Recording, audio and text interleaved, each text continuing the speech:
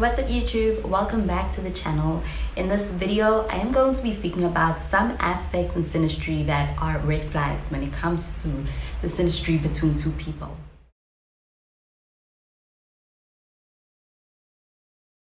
So when it comes to synastry, it can show where two people can have amazing chemistry and aspects that can show and reveal strong chemistry between two people.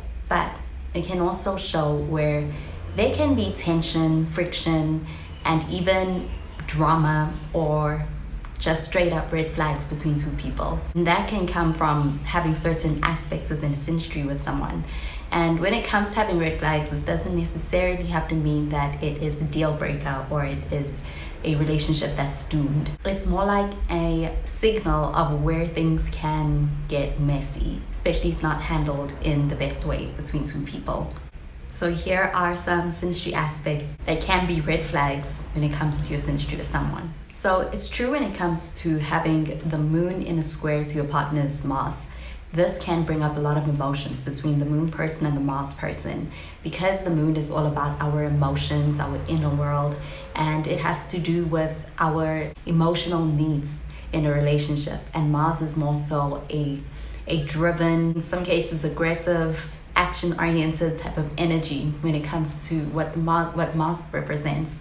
Having a square between both the Mars and somebody's moon is going to make for some friction between the moon person and the Mars person. And when it comes to their relationship, the moon person is especially going to feel it, because for the moon person, they're going to feel like they're constantly being attacked by the Mars person when it comes to their emotions, or they're being dismissed, and it's going to hurt them. But on the other hand, when it comes to how the Mars person is going to be affected in this relationship with the moon person, with this aspect between the two of them, they're going to feel like the moon person is overly sensitive, or that the moon person reacts too strongly to things. And with this aspect, it can bring up a lot of emotional outbursts as well with having the square. And between the Mars person and the moon person, this may be a challenge to be able to navigate within their relationship. And because of having this as a challenge, it can bring up things like having feelings of misunderstanding in their relationship, or frequent arguments between the two of them. They can even feel emotionally drained with this aspect when it comes to dealing with each other, because it can even bring up a lot of intensity when it comes to a lot of their reactions to each other. And because having this aspect can mean emotional outbursts or strong emotional blow-ups between the two of them, they especially are going to need to also put a focus on being able to work on emotional regulation for both of them, as well as also getting to know each other's emotional triggers, because with this aspect, it can be one that's quite triggering. And this can be a red flag, because with that potential, it can also lead to unnecessary blow-ups between the two of them, which can actually make it feel really difficult to be able to feel emotionally safe in this relationship if they're not working on that with each other. Another aspect that can at times be a difficult or tough aspect to deal with is when it comes to having your moon in a square to your partner's Saturn. And that's because with this, you have the moon, which is representing our emotions. It's a vulnerable energy. While on the other hand, you have Saturn, which is all about discipline, responsibility, and even restrictions. When it comes to having Saturn and your moon in a square, this can bring some feelings of restriction to a relationship that actually creates friction between the moon person and the Saturn person. And this can be especially hard on the moon person, because they can feel shut down by the Saturn person, or they can feel rejected with this aspect between the two of them. And in the worst case scenario with this aspect between the Saturn person and the moon person, over time, the moon person kind of feels like they can't freely express their emotions, or they have to suppress them and hide them from the Saturn person. And basically, when it comes to this aspect, it feels like being emotionally shut down for the moon person. But when it comes to the Saturn person and how they feel, they may feel this pressure to be able to keep things together within this relationship with the moon person. And at times, the Saturn person can also feel unsupported in this relationship with the moon person. And because of this dynamic, it can also make things challenging between the moon person and Saturn person in a way that their relationship can feel emotionally cold when it comes to the dynamic between the two of them. Also, it can also feel like there's this resentment, this underlying resentment between the two of them, especially if there is that feeling of being emotionally blocked or unsupported in this relationship with each other. And that's why having this aspect can be a red flag when it comes to the synastry between two people. When it comes to having your Mars in a square to your partner's Pluto, this is a very intense aspect to share with someone. And this aspect can bring about things like power struggles and even issues to do with control from the Mars person and the Pluto person, especially when it's in a square. This is going to be an intense aspect to share with someone. Since Mars is the planet all about action, drive, it's an aggressive energy, and also it's all about our desires and how we go after them. Pluto, on the other hand, is all about power and transformation. So having both these planets in an aspect like a square is going to bring out a sense of, it's going to create this desire for dominance and even struggles around things like control that can come up in this relationship with this aspect. In the positive between the Pluto person and the Mars person, they have a lot of passion. There is a magnetic kind of attraction between the two of them as well.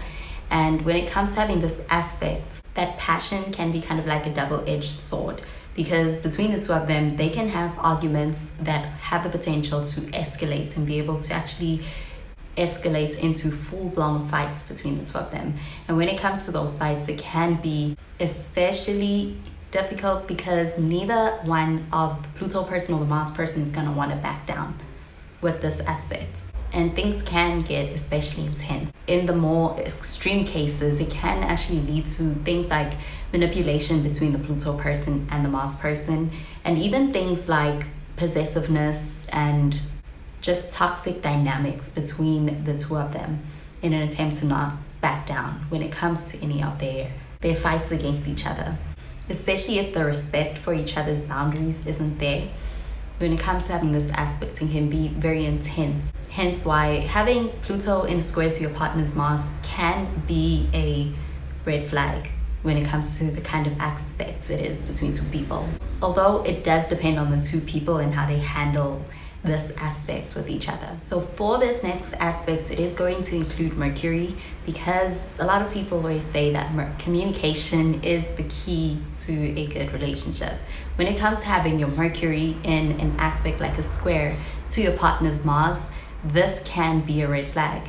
And when it comes to having this aspect between Mercury, the planet of communication, and Mars, this can make things tricky, because between the Mars person and the Mercury person, they can sometimes feel like they're not being heard or they are not being understood, no matter how many times they are trying to explain themselves to each other. They can feel like no matter what they say, their partner just doesn't get it.